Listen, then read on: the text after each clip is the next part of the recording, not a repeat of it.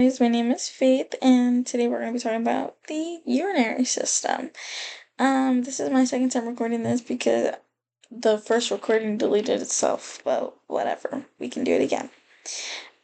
So today I will explain how the urine is produced by the kidneys. So urine production is an important process that removes waste products from the blood while helping maintain fluid, electrolyte, and acid-base balance.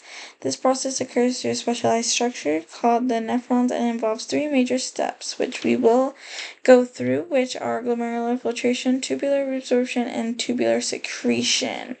So a quick little overview of the system. The urinary system consists of the kidneys, ureters, bladder, and urethra. This image does a really good job at depicting each of the little, the major parts, is the kidneys, the ureter, the bladder, and the urethra. This is the ureter right here.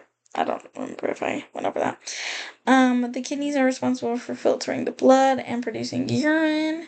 Once urine is formed, it travels through the ureters, which are narrow tubes connecting the kidneys and the bladder. The bladder stores urine until it is ready to be eliminated, and then finally the urine will exit the body through the urethra, which is this pointy part right here.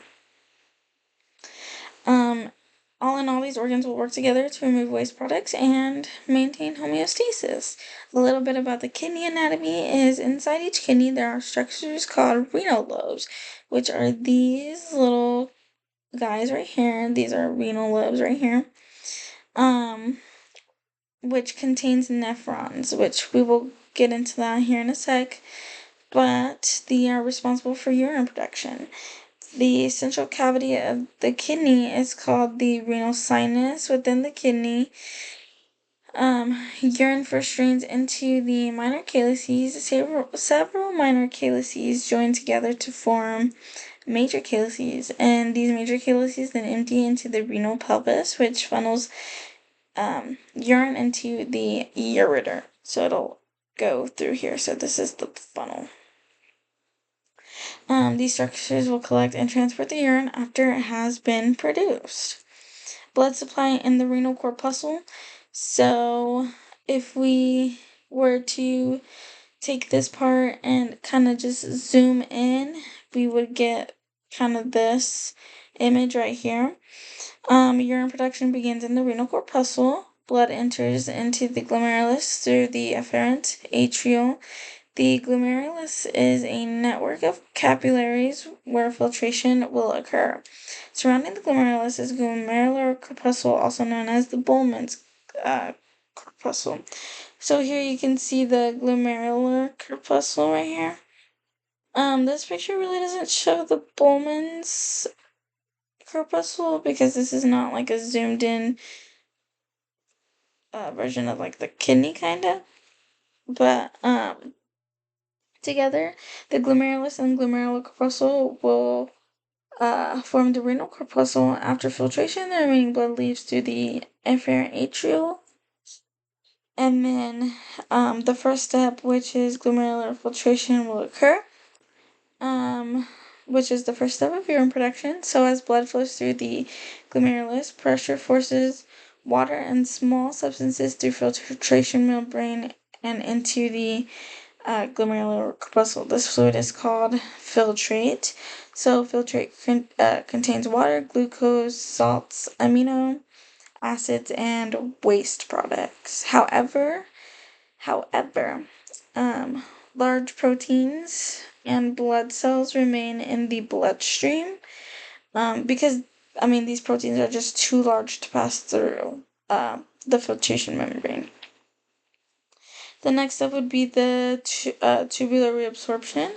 The filtrate then enters the PCT, the proximal convoluted tubule. Tubular reabsorption is the process of moving useful substances from the nephron back into the bloodstream. Most water, glucose, amino acids, and electrolytes are reabsorbed in the PCT. The filtrate next will move through the nephron loop, and the descending limb primarily reabsorbs water, while the ascending limb primarily reabsorbs the salts. As the filtrate moves through the structures, it is often referred to as the tubular fluid. going into the tubular secretion and urine formation, which is the final step of the process, three-step process. During secretion, substances such as hydrogen ions, potassium ions, and toxins move from the blood into the nephron. This process helps regulate blood pH and remove additional waste products. Much of the secretion occurs in the distal convoluted tubule, and then after reabsorption and secretion are complete, the remaining fluid becomes urine. The urine drains into the collecting ducts, enters the renal pelvis, travels through the ureter, is stored in the bladder, and leaves the body through the urethra. And so, a quick little synopsis of everything that we just went through. There are three major processes, which is glomerular filtration, which creates the filtrate. Second, tubular reabsorption, which returns valuable substances into the blood. Third is tubular secretion, which removes additional waste from the blood. So it's like it gets a cleanse and then it gets a second cleanse. The final product is urine, which helps maintain the body's internal balance while removing waste products. So I hope this little mini video, I tried to make it as simple as I could. I hope it helped you understand some parts you might have been confused on. I try to make it quick and simple, because that's the way I understand things, quick and simple. But thank you for listening.